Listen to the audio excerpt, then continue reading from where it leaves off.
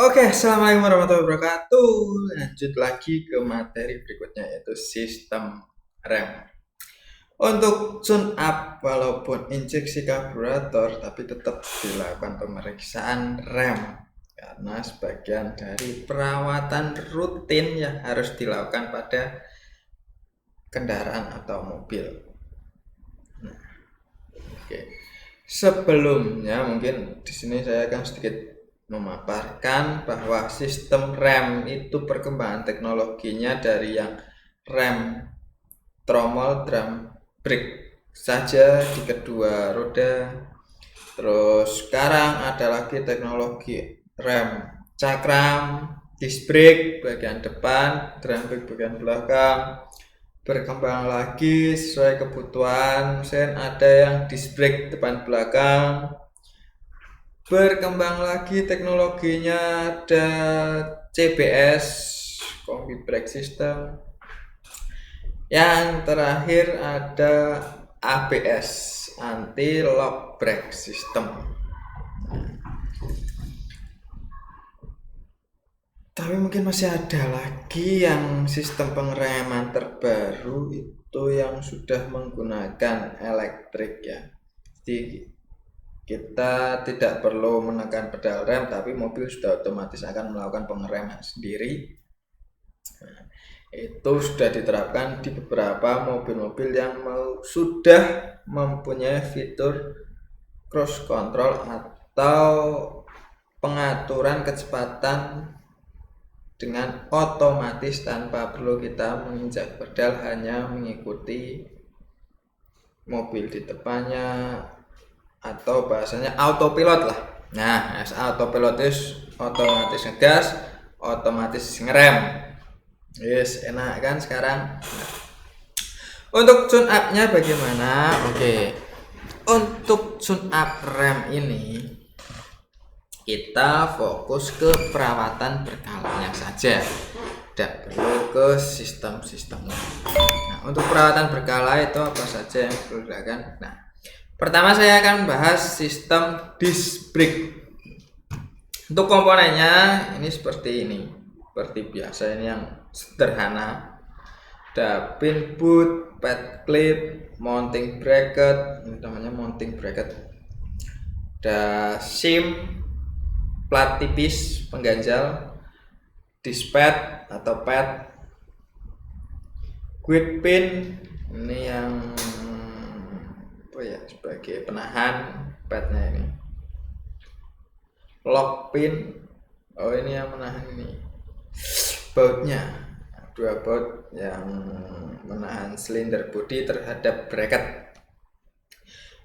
Seal, piston seal, blender cap ini untuk bleeding, blender screw, silinder bodi dan lain sebagainya. Nih, dari beberapa bagian ini yang perlu dilakukan tune up. Ketika kalian melakukan tune up itu apa aja yang harus dibersihkan? Yang pertama wajib kalian cek itu kampas rem, padnya masih tebal atau tidak, kotor dibersihkan, kalau terlihat mengkilap ya diamplas lagi biar terlihat kasar.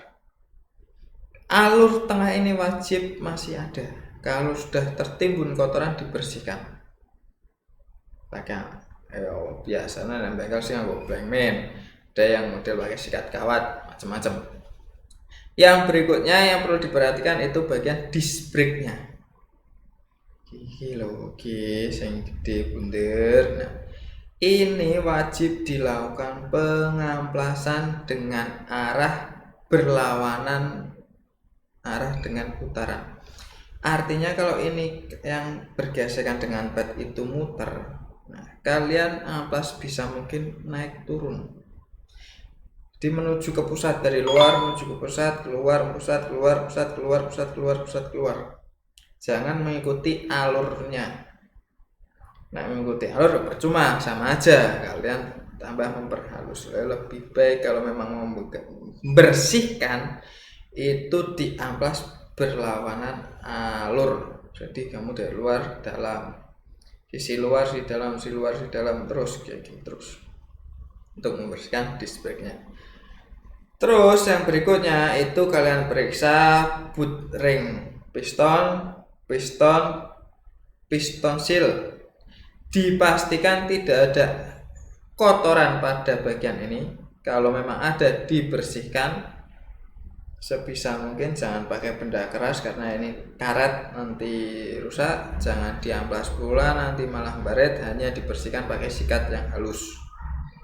Kalaupun terpaksa menggunakan bensin, segera untuk langsung dibersihkan atau dikeringkan. Langkah baiknya ya nggak pakai bensin tapi dibersihkan pakai air sabun lah, paling aman.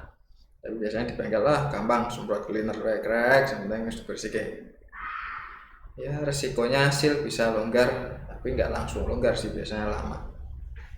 Yang jelas ini harus bersih, tidak ada kotoran. Lanjut berikutnya. Sistem rem itu ketika sudah mulai aus atau sudah mulai membutuhkan perawatan tune up, itu yang pertama selalu ada efek bunyi digit saat direm.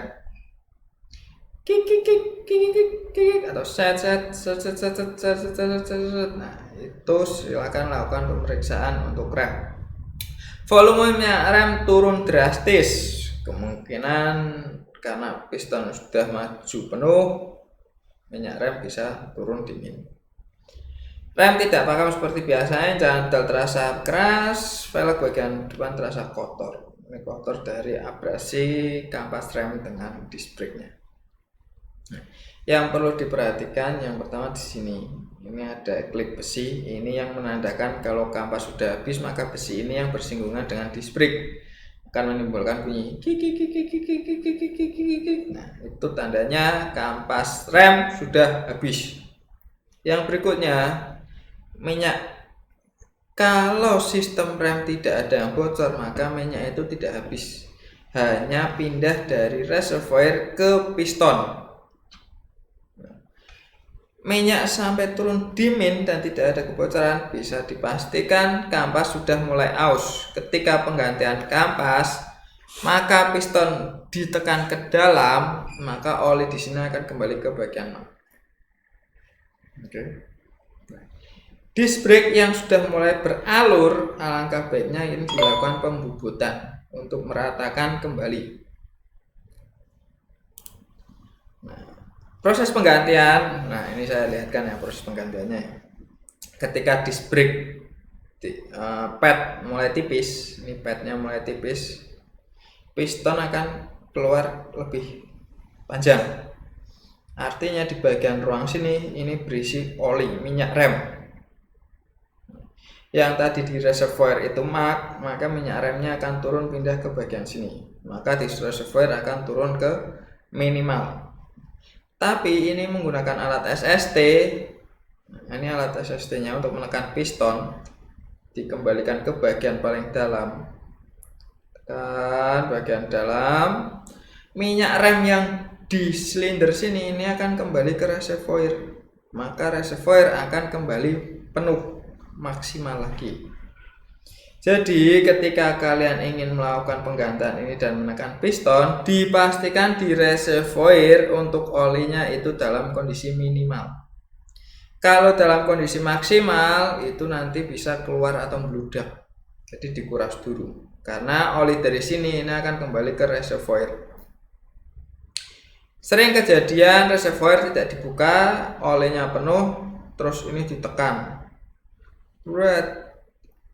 Alhasil muncrat dari reservoir atau parahnya seal master silindernya jeblok, rusak.